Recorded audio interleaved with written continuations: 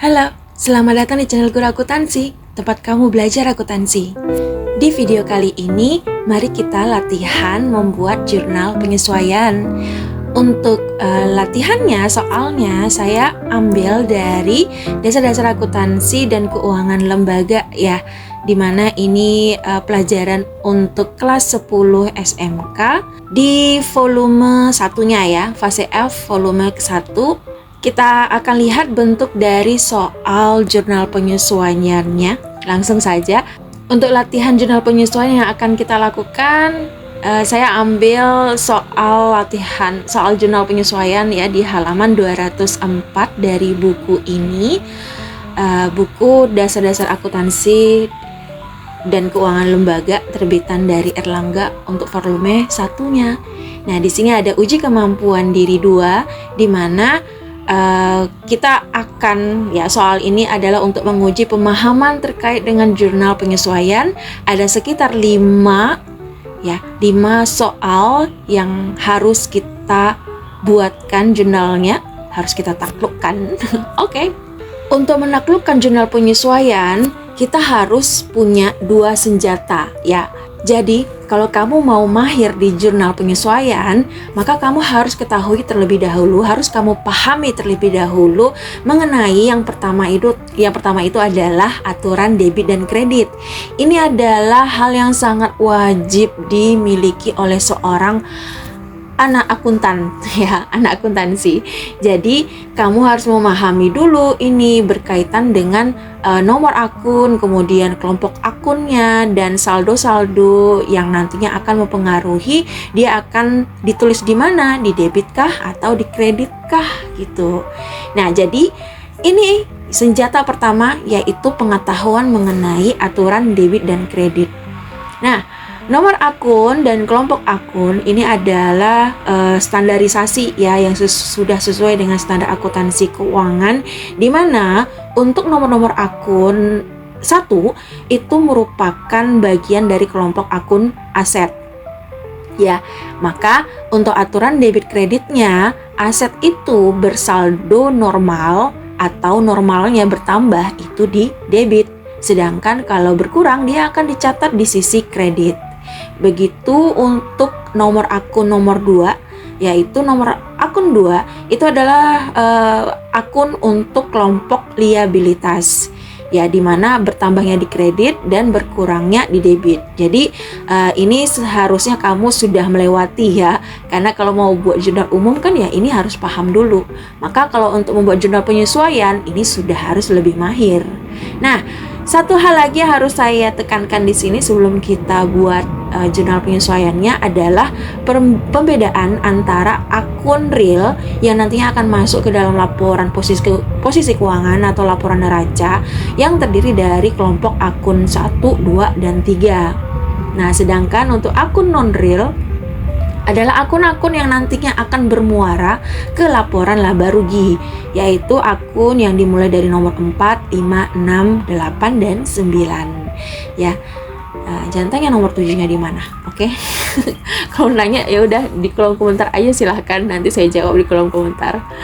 Oke. Nah, setelah itu di aturan debit dan kredit di nomor akunnya, di kelompok akun ya. Kenapa disebut kelompok akun gitu ya? Karena kan nanti di akun-akun masing-masing ini pun juga ada yang namanya sub akun atau anak akun gitu. Nah, ini adalah senjata kedua yang harus kita pahami juga sebelum mencatat jurnal penyesuaian.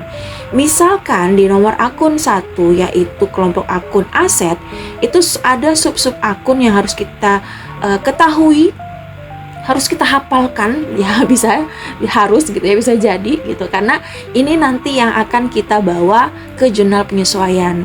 Karena kan kita nih nggak tahu ini jurnal nama-nama akunnya apa saja gitu, tapi kita sudah harus punya senjata atau sudah punya pengetahuan terlebih dahulu ini nanti akun apakah yang akan dimunculkan di jurnal penyesuaian ini gitu. Nah, jadi kelompok 1 itu adalah kelompok akun aset dengan sub-sub akun berikut, ya kamu harus tahu. Terus kemudian liabilitas, kelompok akun liabilitas, sub akunnya itu berarti ada utang-utang di bawahnya, termasuk pendapatan diterima di muka. Buat yang agak asing mungkin, ya ini pendapatan yang kita terima dulu uangnya, tapi jasanya atau mungkin barangnya itu belum kita kasih ke si yang ngasih uang ke kita. Itu simpelnya ya. Lalu untuk nomor 3, ekuitas. Nah, ekuitas kita juga harus pahami di mana apa sajakah sub-sub akun atau anak akun yang masuk di ekuitas. Dan yang keempat, ya pendapatan usaha, apa saja sub-sub akunnya, anak-anak akunnya, dan seterusnya. Nah, itu sudah harus kalian pelajari, karena untuk melewati jurnal umum ya juga sudah harus bisa mahir aturan debit dan kredit dan juga anak-anak akun atau sub akun yang ada di dalam masing-masing kelompok akun ini. Oke, sekarang mari kita latihan untuk jurnal penyesuaiannya, uji kemampuan diri 2. Kita lihat dari soal yang pertama. Di sini pada tanggal 30 April 2023 diterima rekening koran perusahaan yang menyatakan bahwa bank telah mendebitkan biaya administrasi sebesar 27.000 dan telah mengkredit pendapatan bunga sebesar 400.000. Kita diminta untuk buat jurnal penyesuaian di tanggal 30 April. Nah, sebelum kita membuat jurnal penyesuaian, ya kita harus hitung terlebih dahulu atau kita harus analisis terlebih dahulu bentuk dari soalnya untuk menemukan apa yang nantinya harus kita catat ke dalam jurnal penyesuaian. Nah, jadi di sini diketahui bahwasanya bank telah mendebitkan biaya administrasi, ya, dan kemudian telah mengkredit. Debit dan kredit ini sebenarnya sudah ada clue-nya di sini. Debit dan kredit ini artinya kita nanti, ya, perusahaan itu akan mencatatkan mendebitkan biaya administrasi, kemudian mengkreditkan pendapatan bunga. Nah, biaya administrasi itu masuk ke dalam beban, dimana kalau beban itu secara aturan debitnya adalah aturan debit dan kreditnya gitu ya, adalah bertambah di debit, ya kan? Nah, jadi kita sudah temukan debit itu adalah biaya administrasi. Kemudian kredit, ya, pendapatan bunga. Maka kalau kita ingat secara aturan debit dan kredit, ya, aturan debit dan kredit untuk pendapatan itu bertambahnya di kredit. Oke, nah jadi kita sudah temu ini debit dan kreditnya yang akan kita catat ke dalam jurnal penyesuaian. Akan tetapi ada satu hal nih yang harus kita ketahui terlebih dahulu, karena kalau cuman sekedar biaya administrasi yang 27.000 dan kredit pendapatan bunga 400.000 itu kan nggak balance ya, akan ada selisih, ya kan? Nah, maka kita harus ketahui selisihnya itu kemana gitu. Kita harus hitung terlebih dahulu bahwasanya untuk biaya administrasi itu ada 27.000, kemudian untuk pendapatan bunga 400.000, ya 400.000 dikurang 27.000. Kalau misalnya kita cek di sini 400.000 dikurang 27.000 itu hasilnya adalah 373.000 ya. 373.000 selisihnya. Nah, ini masuk kemana? Nah, maka kita perhatikan di sini biaya administrasi itu tentunya adalah pengurangan, ya kan? Uang keluar, I mean like that. Ya, uang keluar. Jadi biaya itu adalah pengeluaran, sedangkan pendapatan itu adalah uang masuk. Nah, mana yang lebih besar? Pendapatan atau biaya administrasi? Tentu yang lebih besar adalah pendapatan yang 400.000, sedangkan 27.000 itu adalah pengeluarannya yang lebih kecil dari pendapatan. Maka dengan demikian perusahaan sebenarnya mendapatkan uang masuk. Artinya selisih yang ada di sini itu adalah uang masuk. Kalau uang masuk berarti masuknya itu pasti adalah ke aset, yaitu ke sub akunnya ini ya, kas. Nah, maka kita sudah bisa menjurnalkan ya untuk nomor 1 ini. Kita buatkan tanggal tanggal 30 April ya, 30 April. Kemudian nama akun yang pertama, debit yang pertama itu adalah biaya administrasi ya, beban administrasi bertambah. Ya, ini saya buatkan kelompok akunnya, dia biasanya di nomor 6 kan kelompok akunnya. Oke. Nah, kemudian debit, kita debitkan 27.000. Lalu aset ya, karena tadi ada uang masuk berupa kas ya, selisih antara 27 dan 400.000 ini dapatlah uang kas. Nah, uang kas ini karena uang masuk berarti kan bertambah ya. Nah, bertambah aset itu adalah di debit. Maka kita tulis uang masuknya yaitu kas di banknya itu di debit. Ya, untuk kelompok akun aset bertambah di debit sebesar 373.000. Lalu terakhir maka dikreditkanlah pendapatan bunga, di mana kelompok akun nomor 4 kita kreditkan yaitu sebesar 400.000. Sehingga dengan demikian antara debit dengan kreditnya sama-sama 400.000. Sudah pas jurnal penyesuaian yang kita lakukan. Oke, untuk nomor 1 selesai. Sekarang lanjut ke nomor 2. Di nomor 2, di sini ada 1 Maret, tanggal 1 Maret itu perusahaan membayar biaya asuransi untuk masa tahun ya, masa 1 tahun sebesar 33.600. Diminta jurnal penyesuaian tanggal 31 Desember dengan pendekatan neraca. Nah, perhatikan ya, ini adalah nomor 2, ini adalah soal pembayaran beban ya, beban yang dibayar di muka ya. Maksudnya kenapa disebut dengan beban dibayar di muka ya, karena kan dia biaya nih, beban nih gitu, tapi bayarnya duluan di 1 Maret untuk masa jangka waktu 1 tahun. Artinya kan bebannya itu, biaya atau pengeluarannya itu dikeluarkan di depan dulu untuk masa 1 tahun kemudian. Makanya namanya jadinya beban dibayar di muka. Nah, untuk beban dibayar di muka itu dia masuk ke dalam kelompok aset ya. Jadi termasuk sub akun di aset.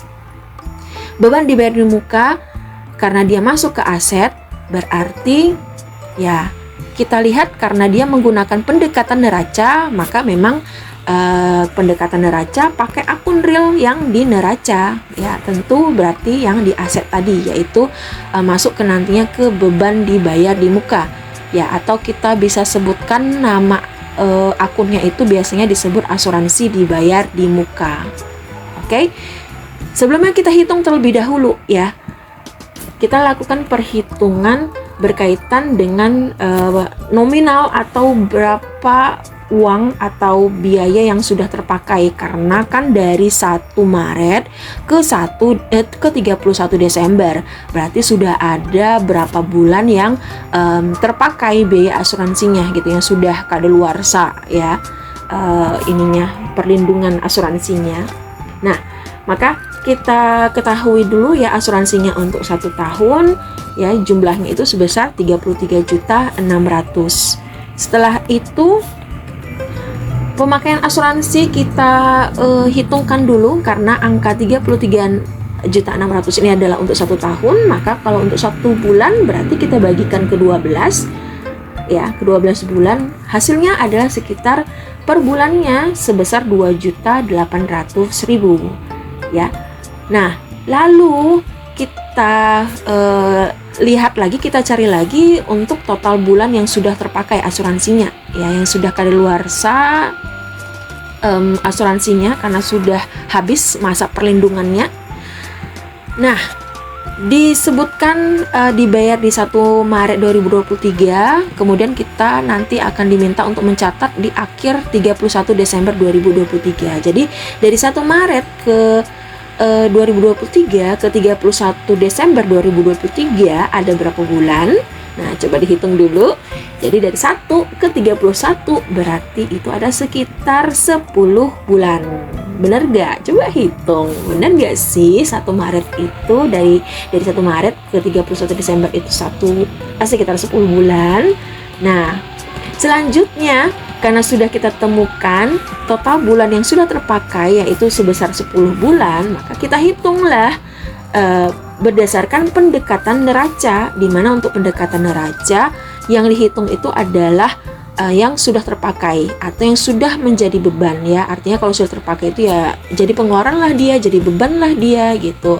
Jadi sudah bisa diakui lah asuransi tadi itu sebagai pengeluaran atau beban ya yang harus dicatat. Nah, berarti kita akan hitung 2.800.000 dikali 10 bulan yang sudah terpakai, maka hasilnya itu adalah 28 juta ya. Oke, jadi sudah terpakai sekitar 28 juta yang menjadi beban. Maka selanjutnya kita bisa membuatkan jurnalnya. Tanggalnya tentu 31 Desember ya, karena kita diminta untuk membuat jurnal di 31 Desember.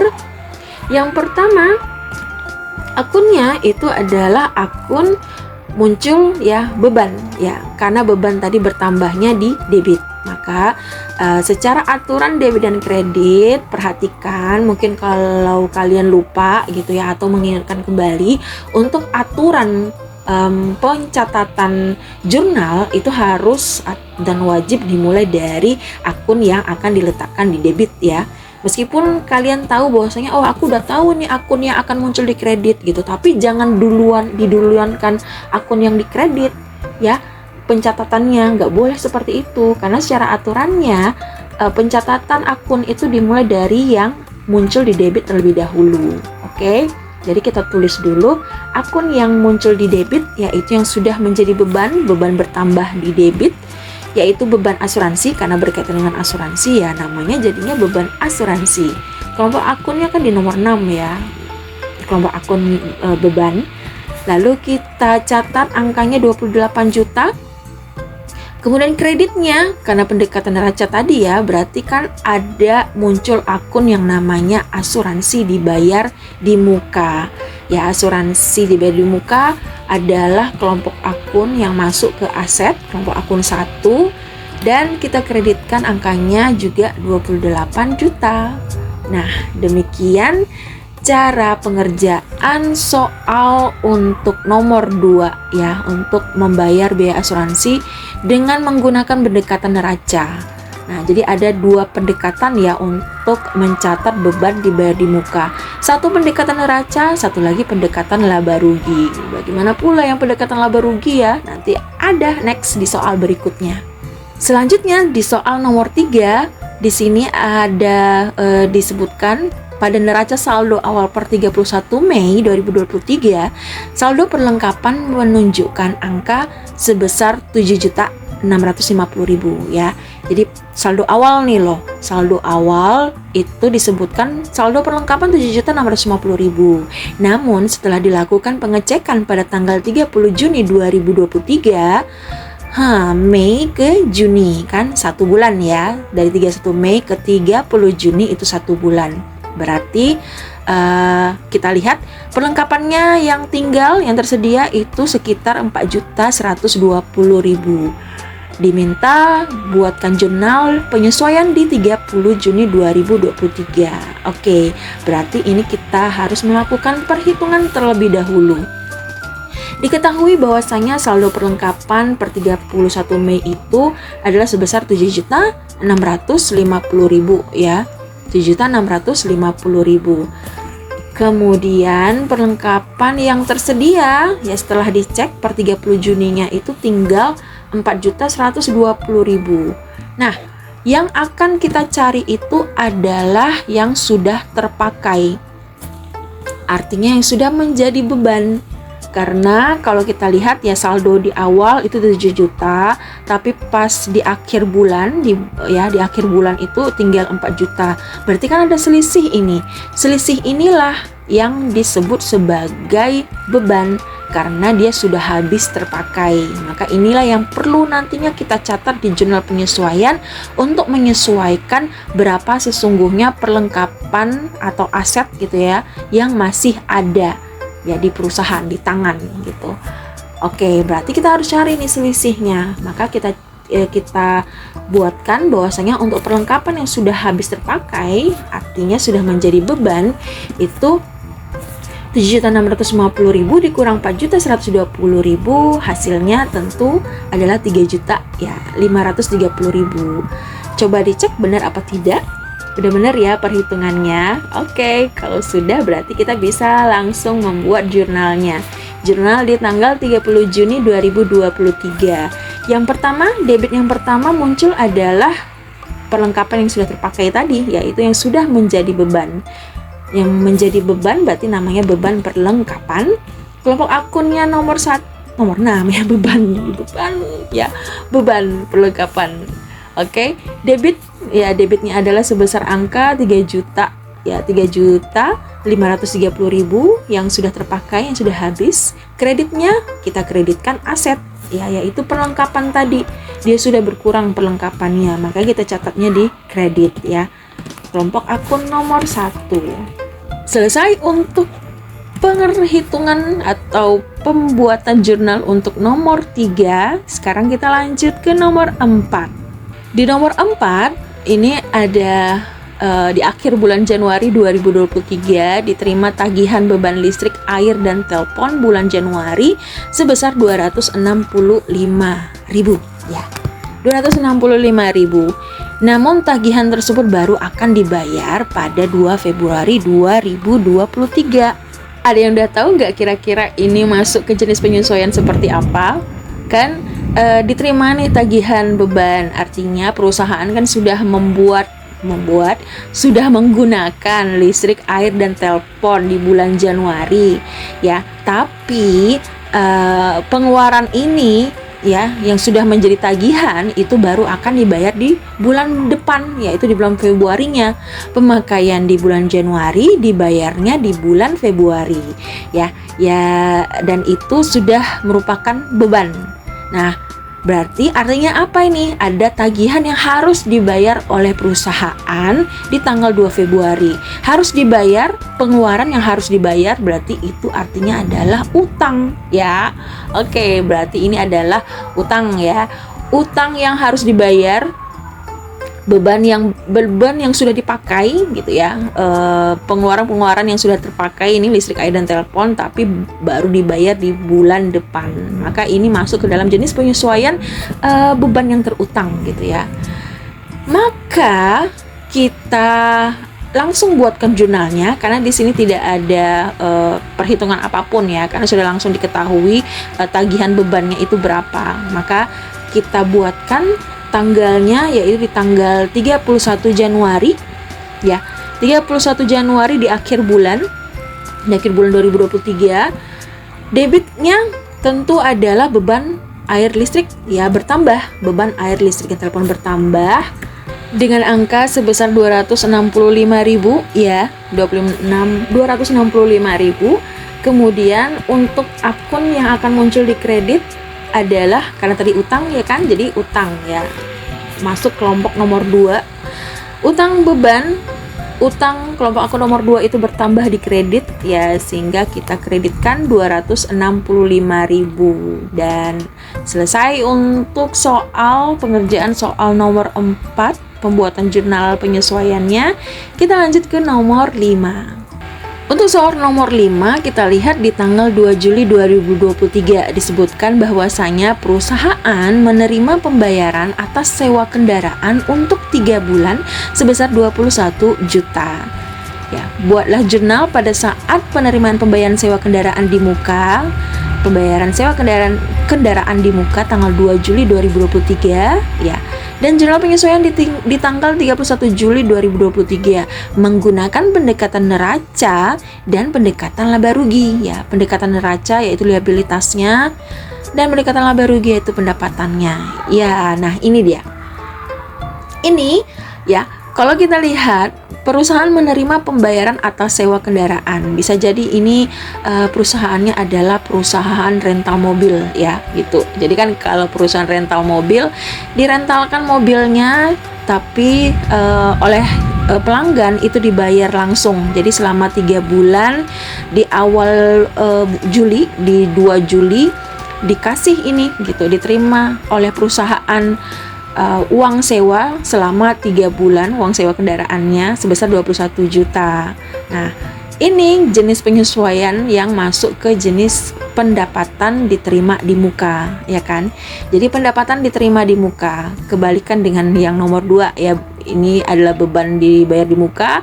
Nomor 5 jenis penyesuaiannya adalah pendapatan yang dia diterimanya di muka, di awal gitu. Maka kita lakukan terlebih dahulu ya. Yang pertama itu adalah menggunakan pendekatan neraca. Untuk jurnal menggunakan pendekatan neraca, di sini kan disebutkan di tanggal 2 ya. Jadi diminta buat jurnal pada saat penerimaan pembayaran sewa, yaitu pada saat menerima 21 juta rupiah ini. Maka kita tuliskan, kita jurnalkan terlebih dahulu. Kalau menggunakan pendekatan neraca, kita buatkan tanggalnya. Berarti yang muncul terlebih dahulu itu pendekatan secara liabilitas ya, sudah disebutkan dia utang ya, akan masuk utang ya. Jadi kalau kita disebutkan tadi sebelumnya, liabilitas itu pendapatan diterima di muka itu adalah bagian dari liabilitas ya, bagian dari utang. Nah, utang bertambah di kredit ya. Jadi sudah kita temukan ini kreditnya itu adalah pendapatan diterima di muka, maka kira-kira debitnya apa ya? Nah, debitnya tentu adalah uang masuk yang diterima alias kas gitu kan, ada uang yang diterima. Maka kita buatkan debitkan aset yaitu kas gitu ya, kelompok akun aset bertambah di debit sebesar 21 juta. Lalu kemudian di bagian kreditnya adalah tadi pendapatan diterima di muka ya, kelompok akun nomor 2 dikreditkan 21 juta ya. Jadi kan tahu ya kenapa muncul kas gitu, debitnya kas ya, karena terima uang ini, terima pembayaran. Jadi ada terima uang masuk itu dicatat di sebelah debit ya. Nah, kita sudah buatkan pendekatan neraca, menggunakan pendekatan neraca di tanggal 2 Julinya di awal saat perusahaan menerima pembayaran. Sekarang kita lakukan perhitungan untuk menghitung penyesuaian di tanggal 31 Juli 2023. Maka kita ketahui terlebih dahulu bahwasanya kendaraan itu disewa untuk 3 bulan yang sebesar 21 juta. Maka per bulannya berapa ya? Berarti kan kita tinggal bagikan selama 3 bulan. 21 juta dibagi 3 bulan hasilnya adalah 7 juta per bulan. Oke, 7 juta per bulan. Nah, kita cek yang sudah terpakai berapa ya, yang sudah kadaluarsa ya, sewanya itu sudah selesai ya, berarti di tanggal 2 Juli sampai 31 Juli ya, 2 Juli sampai 31 Juli, berarti baru 1 bulan mobilnya terpakai atau kendaraannya terpakai. Maka dengan demikian kita hitung sewa kendaraannya yang sudah kadaluarsa, yang sudah terpakai, yang sudah menjadi beban ya, artinya maka 7 juta dikali 1 bulan ya 7 juta gitu. Oke. Dengan demikian kita bisa buatkan jurnalnya, kita buat tanggal. Debitnya apa? Debitnya adalah yang sudah menjadi beban ini, yang 7 juta ini. Debitnya apa? Debitnya adalah kita akan mengkurangkan utang ya. Ini sudah ada 1 bulan yang sudah bukan lagi sebagai utang ya. Sudah sah kita terima sebagai pendapatan karena sudah selesai ya, sudah lewat 1 bulan. Jadi kita sudah bisa mengakui 7 juta ini sebagai pendapatannya perusahaan.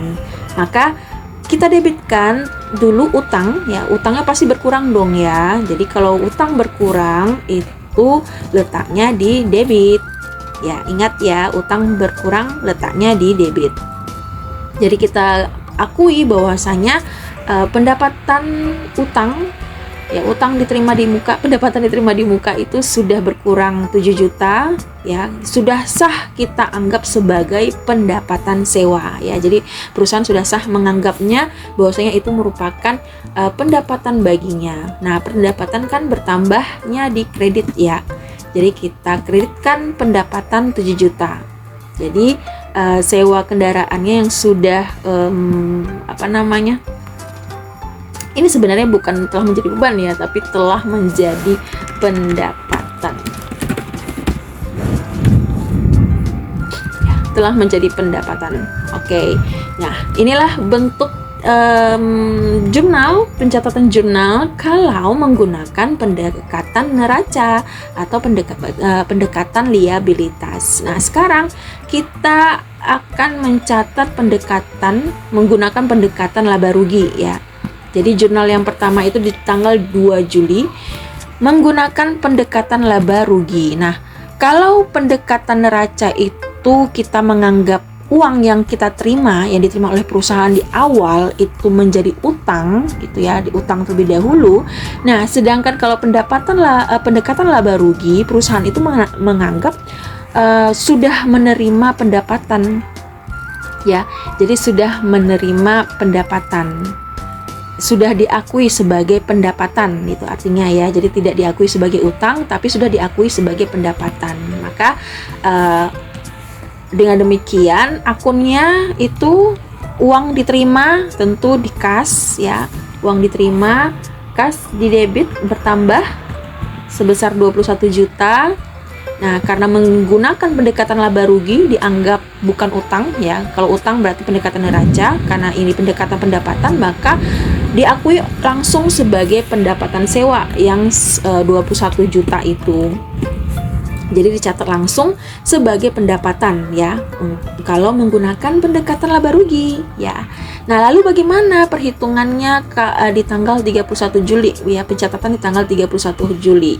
Jadi kita lihat terlebih dahulu, kita hitung untuk penyesuaian di tanggal 31 Juli. Jadi untuk sewa 1 bulan tadi sudah kita ketahui ya 21 juta ya, itu 7 juta 1 bulannya.